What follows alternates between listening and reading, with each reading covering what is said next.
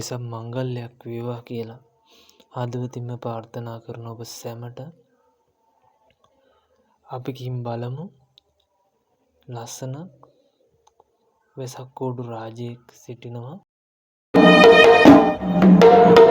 හඳුන්වන්නම් මේ ස්ථානය කොහෙද කියලා. මධ්‍යම පළාතේ මහනුවර දිස්ත්‍රික්කයේ පොත්තපිටිය නැමැති නගරයේ තමා මේ දර්ශනීය පහන් කුඩු රාජයා තිබෙන්නේ. ඒ වගේම ඔබ දන්නවා මේ ස්ථානය අනිවාර්යයෙන්ම අලගල්ල කන්ද පාමුල තමා යන මාර්ගයේ තමා මේ ස්ථානයේ තමා මේ කූඩුව නිර්මාණය කර තිබෙන්නේ දර්ශනීය කූඩු රාජයා. අපි ඇතුළට ගිහින් බලමු. ඇතුළට ගිහලා ඇතුළේ තමා ඉන්නේ. ඇතුළට ගිහින් බලමු කොහොමද වෙන්නේ කියලා වැඩේ. ඔයාලා සමහරට දැකලා නැති වෙති කූඩුවක් හැදෙන හැටි. ඔයාලට පේන්නේ අන්තිම දර්ශනය පමණයි. නමුත් අපිට ඒ සංවිධායක කමිටුවෙන් ලබා දුන්න සහයෝගය නිසා ඇතුළත දර්ශන සියල්ල ලබා ගැනීමට හැකි වුණා ඔබට බලා ගන්න. එහෙනම් ඇතුළේ දර්ශන බලමු මොකද වෙන්නේ කියලා. ඒ වගේම කියන්න ඕන පොත්තපිටිය නගරයේ වෙසක් කලාපයක්ම පැවැත්වෙනවා. දර්ශනීය තොරන් රාජයේ ඒ වගේම කැරකෙන කුඩු දෙකක් සිරි සංගස දන් දෙන ආකාරය වැනි ගොඩාක් දේවල් ඒ නගරේ පැවැත්වෙනවා.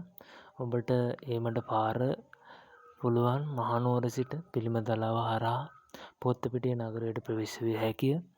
අනිත් පාර කඩුගන්නාව සිට පොත්තපිටිය පාර හරහා පොත්තපිටිය නගරයට ප්‍රවේශ විය හැක. අනිත් පාර වෙන්නේ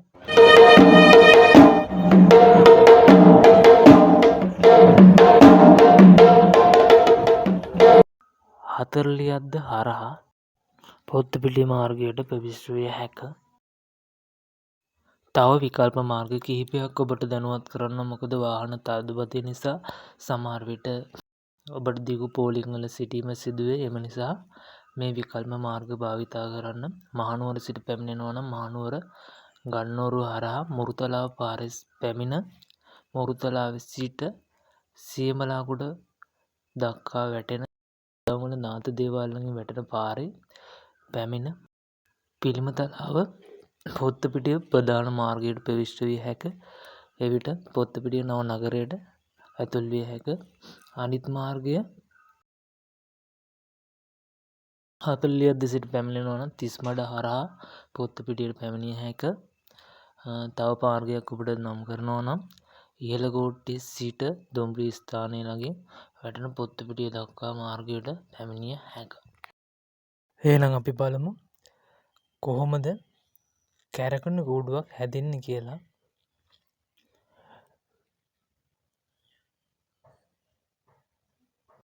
මේ කූඩුව දෙපැත්තට කැරගෙන කූඩුවක්. එතකොට උඩ පැත්ත එක අතකටත් යට තියෙන කොටස වෙන පැත්තකටත් තමා කැරකෙන්නේ. මේ වෙලාවේ සිද්ධ වෙන්නේ මේ පෑෂර් කොටේ ලයිට් උඩ තියෙන ලයිටුයි යට කොටසේ තියෙන ලයිටුයි එක සමානව පත් වෙනවද නිවෙනවද කියලා බලන එක තමයි මෙතන සිද්ධ වෙන්නේ. මේ මැද තියෙන පෑෂර් කොටය තමා ලයිට් වෙනස් වෙන්නේ. මේ පෑෂර් කොටයට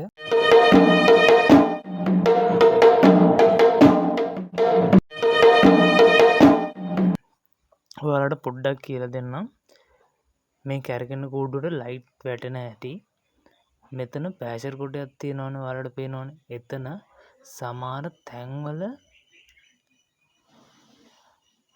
ඒ ලීයේ තහඩු නැහැ කියලා ඔයාලට පේනවද? ඒ වගේම කැරකෙන කූඩුවේ දුවනවා කියලා ඔයාලට පේනවද? පෝක්කෝරු. ඒ වගේම උඩත් ඒ විදිහටම තමයි තියෙන්නේ. එතකොට කරන්ට් එක එන්නේ පෝක්කෝරු වලටත් කරන්ට් එක දීලා තියෙන්නේ. පෑෂර් කොටයටත් කරන්ට් එක දීලා තියෙන්නේ. එතකොට කූඩුව කැරකෙනවා. කූඩුව මෝටරයක් දාපුවා කූඩුව කැරකෙනකොට ඒ පෝක් කම්බි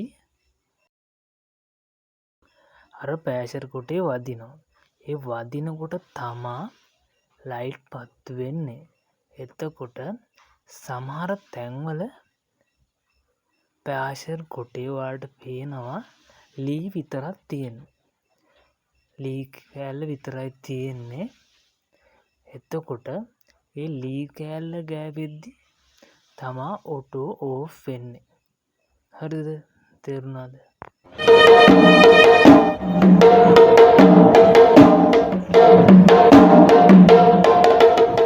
මෙතන අපි බලන්නේ උඩ තියෙන බල්බුත් යට තියෙන බල්බුත් එක පාටක් ගන්න තමා මේ බලන්නේ මේ අවස්ථාවේදී. ඔන්න වෙනස. මෙච්චර වෙලා ඔයාලා බලා හිටියේ හැඩ වෙන්න කලින් කැරකෙන කූඩුවේ තමයි ඔයාලා බලා හිටියේ. දැන් ඔයාලට පෙන්නුම් කරනවා කැටයම් දාලා කැටයම් අලවන ගමන් තමා මේ දර්ශන පෙළ ඔයාලට ගේන්නේ ඔබට. මේකේ තියෙනවා කැටයම් අලියෙක් පේනවා. ඔව් අලියෙක් තමා. එක්කෝ සුදු ඇතෙක් නෙළුම් මලක් අගෙන ඉන්නවා වගේ පේන්නේ. ආයි මොනරෙක් පේනවා. එතකොට ලියවැලක් තියෙනවා. බුදුහාමුදුරුවන්ගේ රූපයක් තියෙනවා. වගේම තාම හදලා ඉවර නැහැ. ඔයාලට එතකොට හිතා ගන්න පුළුවන් හදලා ඉවර වුණාට පස්සේ කොච්චර ලස්සනයිද කියලා ඔයාලට දැම්මම හිතා ගන්න පුළුවන්. තාම ආලෝක රටා දාලා අලංකාරවත් කරලා නැහැ අඩුම. මේ කැටයම් ටික විතරයි ඔයාලට පෙන්නුවේ මේ අවස්ථාවේදී. ඒත් ලස්සන කියාගන්න වචන නැහැ.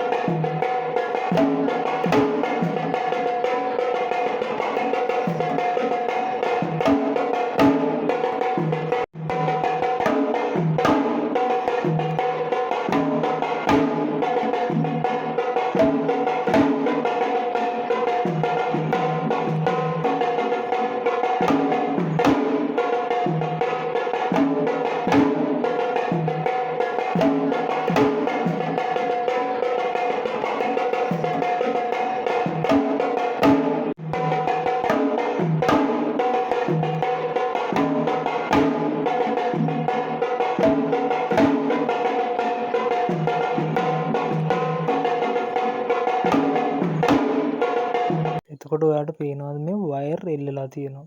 මේකේ එක ගානට තමයි වයර් එල්ලලා තියෙන්නේ. උඩ ඉඳන් අඩු වෙන ගාන විදිහට තමයි මේ වයර් එල්ලලා තියෙන්නේ. එතකොට ඒවේ තමයි අන්තිමේදී පැටව් එල්ලන්නේ මෙයාලා. එහෙම තමයි සූදානම් කරලා තිබෙන්නේ. අඩු වීගෙන එන විදිහට පැටව් ටික එල්ලීගෙන යන්න තමයි මෙයාලා සූදානම් වෙන්නේ. තවම හදලා ඉවර නැහැ. තව ටිකක් තියෙනවා හදන්න. ඔයාලට පේනවා අලියෙක් පේනවා. බුදුහාමුදුරන්ගේ රූපය, ලියවැල. එතකොට මේ වෙනකොට නම් වැඩ කටයුතු කරගෙන යන්න මෙයාලා උඩු අතට තියෙන කැරකෙන්න තියෙන කූඩුවේ තමයි මේ වෙනකොට මෙයාලා වැඩ ටික කරගෙන යන්නේ. ඔයාලට වෙනද ඔය ආවම දකින්නේ මේකේ සම්පූර්ණ නිර්මාණය පමණි. මොකද බලද්දි නම් ඔයාලට තේරෙන්නේ එන ලේසි වැඩක් කියලා. ඒත් දින ගණනාවක වෙහෙසකින් පස්සේ තමයි ලස්සන කැරගෙන කූඩුවක් නිර්මාණය වෙන්නේ. සමහර කට්ටිය අවුරුද්දකට වැඩිය මහන්සි වෙනවා. සමහරු මාස 6ක් විතර, සමහරු මාසයක් වැනි කාලයක් මේ සඳහා කැප කරනවා. සමහර කූඩු වලටත් මේ කූඩුවට දින ගානක වෙහෙසකින් පස්සේ තමයි ලස්සන නිමාවක් ගේන්න පුළුවන් වෙන්නේ.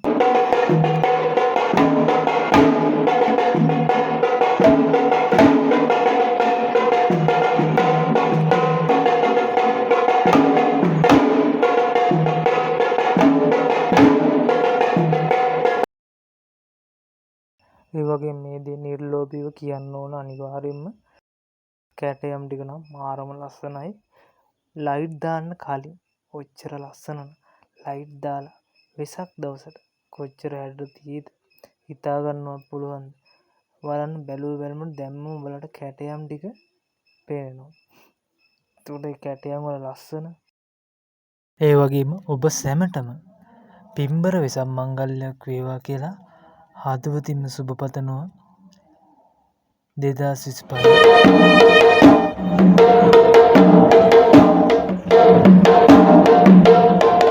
ඔබ සැමටම ඒ වගේම ආරාධනා කර සිටිනවා වෙසක් කලාපෙන් නැරඹීමට පැමිණෙන ලෙස. මේකේ අපි channel එක විසින් ඔබ සියලු දෙනාටම දැක ගැනීම සඳහා මේ විශාල පහන් කූඩුවේ සම්පූර්ණ වෙසක් දවසේ දර්ශනය ඔබට ගෙන එන්නට මා පොරොන්දු වෙනවා මේ අවස්ථාවේදී. වෙසක් අසිරිය දැක බලා ගැනීමට channel එකත් සමග එකතු වෙන්න කියලා ආරාධනා කරන ඔබ සියලු දෙනාටම. ඒ වගේම දුර බාර සිටින සියලු දෙනාටම පැමිණෙන්න බෑ. රටේ ඉන්න කට්ටියට කොහොමත් එන්න බෑ. එම නිසා මාගේ channel එකේ වෙසක් අසිරිය අනිවාර්යයෙන්ම ඔයාලට වීඩියෝ ටික තිළින කරන බවට මම පොරොන්දු වෙනවා. වෙසක් සියලුම වීඩියෝ ටික full වීඩියෝ වශයෙන්ම ඔයාලගේ S2 ළඟටම ගෙනත් දෙනවා කියලා පොරොන්දු වෙනවා මේ අවස්ථාවේදී. channel එකත් එක්ක ඉන්න හැමදාම ඉන්න හැමෝටම ස්තුතියි. මාත් එක්ක මෙච්චර කාලයක් හිටියට වෙසක් අසිරියේ සියලුම තොරන් සහ වීඩියෝ ටික මම ඔබට ලබා දෙනවා.